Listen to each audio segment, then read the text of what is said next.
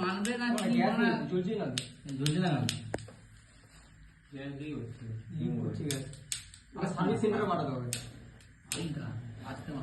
এই তো ফাস্ট করে যাবে হাতে পাটা যা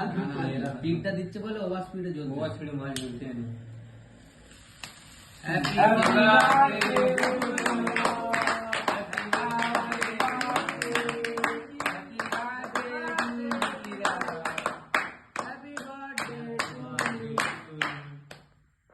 হাতে দিতে পারলাম না আমার হাতে ক্যামেরা চলছে